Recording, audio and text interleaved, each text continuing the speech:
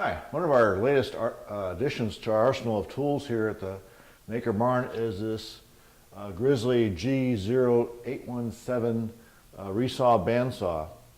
It's a pretty nice machine.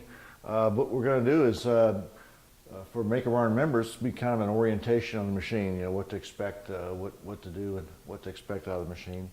And for you other YouTubers, you may be interested in purchasing one of these someday, so I guess you could consider this sort of a review.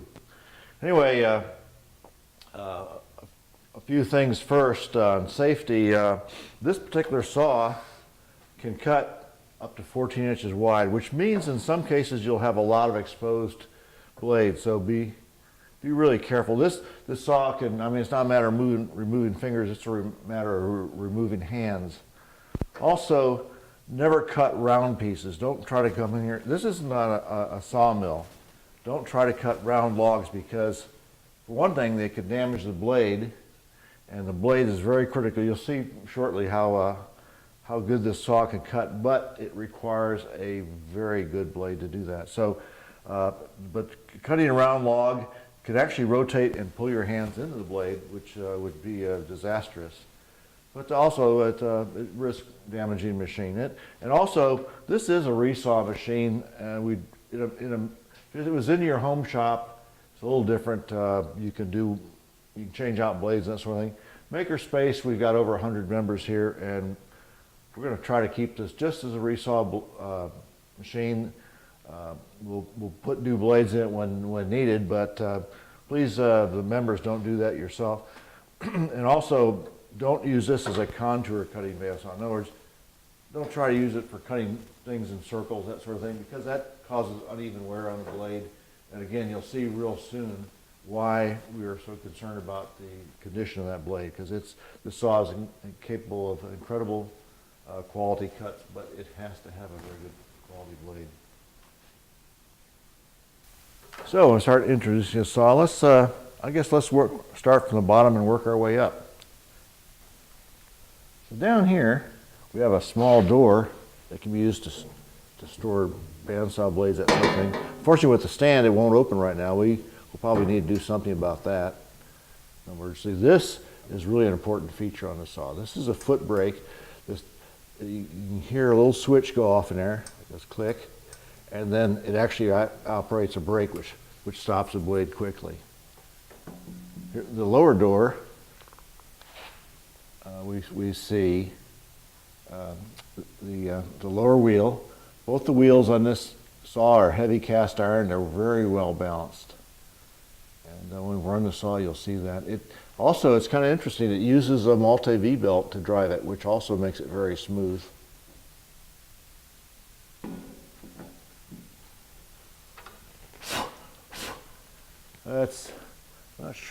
I'm not sure how well you can see this, but these trunnions are cast iron. They're not bent sheet metal, and they're not die cast.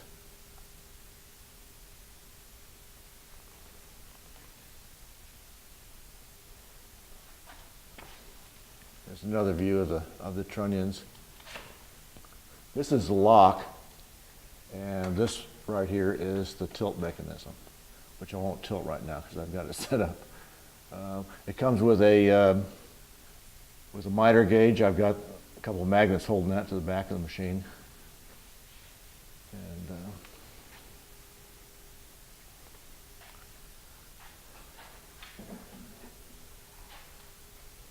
this is the top wheel. Top wheel is similar to the bottom wheel. It's good heavy cast iron. It's very well balanced and has a nice system.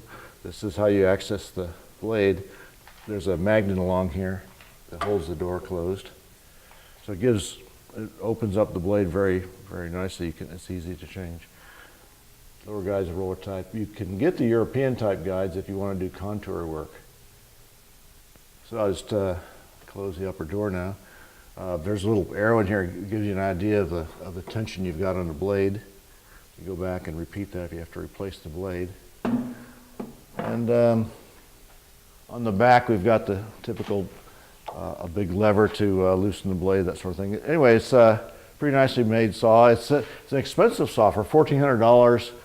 Well, it's for a 14-inch bandsaw. It's delivered. It was $1,490, but there's no comparing this to a typical Delta design or Delta Rockwell design.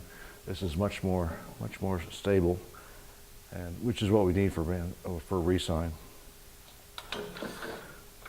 The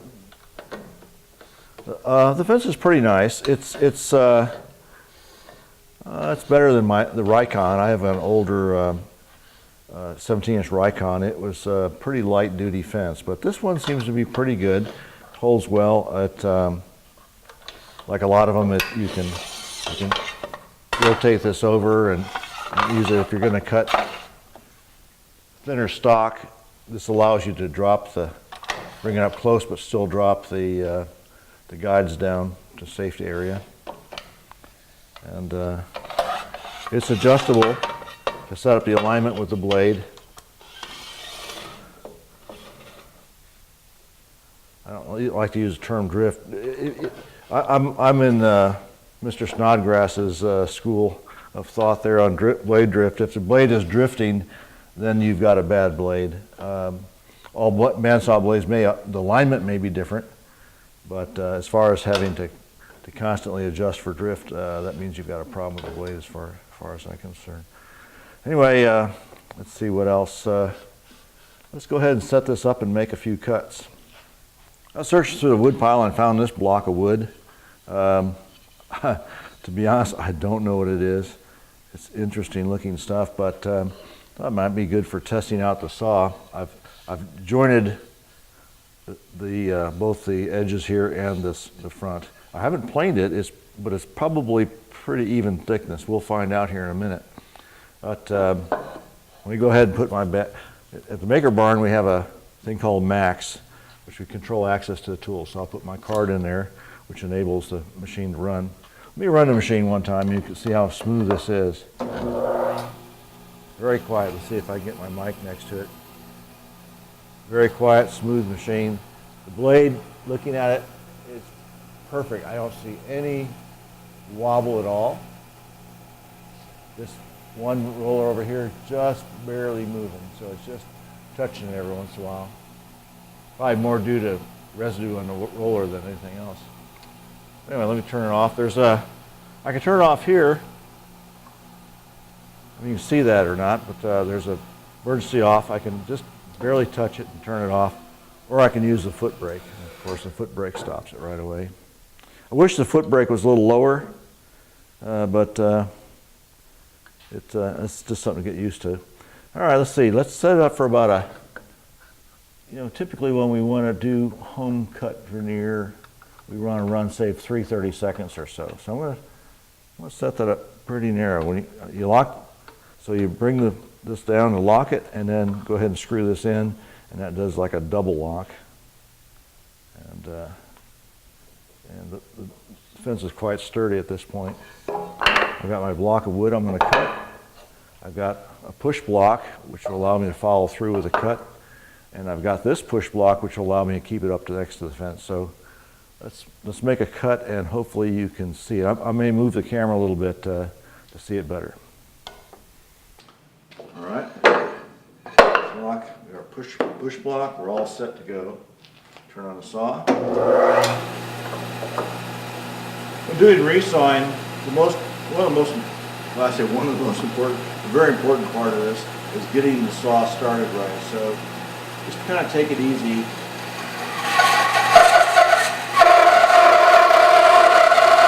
Now I'm going to hold this up against the fence with this.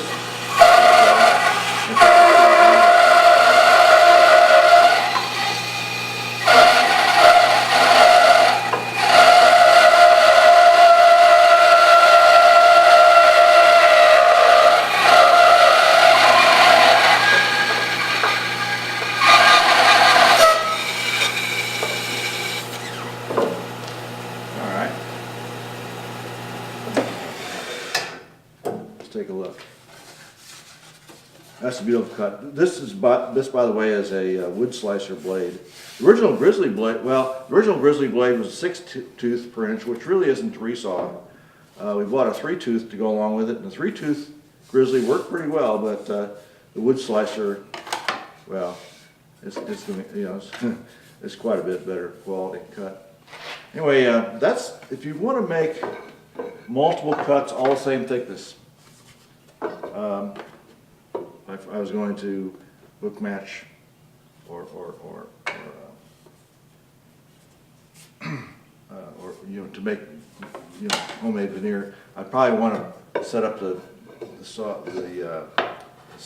system kind of like this, where I can make multiple passes and multiple pieces of the same thickness. It works quite well. If I want to cut very, very thin veneer, which is used sometimes in model making, that sort of thing, you can set it out here. Now, what I'm going to do is I'm going to make 2 passes, because I don't know if this piece of wood is the same thickness all around. So I'll make a thicker pass the first time, and then the second time I'll make a thinner pass. So, and by the way, I'm using, for the reference edge, I'm using the edge I just cut with the saw, so that'll be a good test to see how straight that cut was. All right, let's see, let's try this.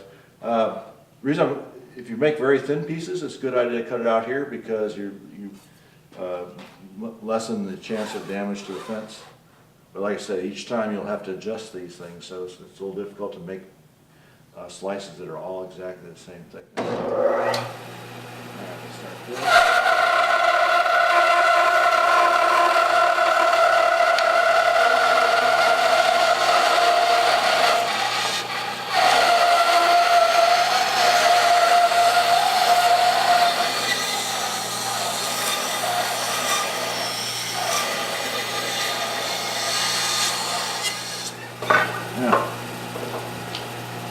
Obviously, that was not a fault of the saw. That was just simply a fault of this piece of wood not being plain, thickness plain.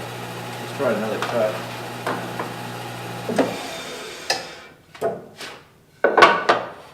This time I'll make it a little thicker. I'm going to make a fairly thick cut so I can essentially plane this piece of wood. Having the saw blade come out and run on the side is not good for the saw blade, by the way.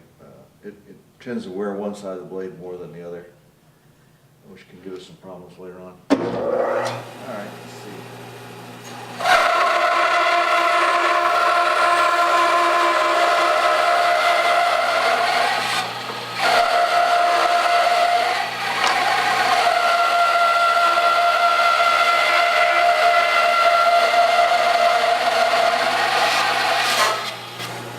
That's much better. It's almost like it's a very nice finish on there. We set up the fence for a very thin cut. We'll see if we can cut a, I think we probably cut a 20,000 slice if we are careful. Why would we want to do that? I don't know. Just, it's a nice, fun thing to do. So,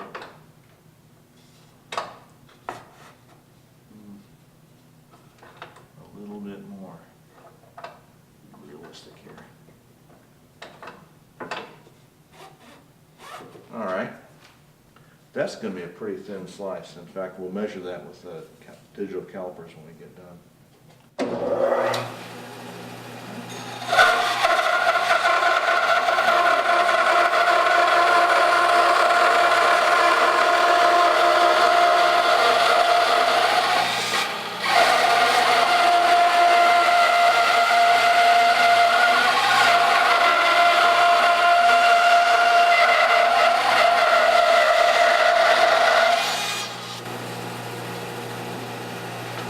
Now, that I think is pretty impressive. I'll get the digital calipers. All right, here I am with the digital calipers, and we're going to check this piece. This is That's 41 thousandths. About 39. Over here this side we've got 41, and here we've got 39. That's pretty remarkable. So I guess it looks like you could use this thing as a thickness planer. That's pretty remarkable.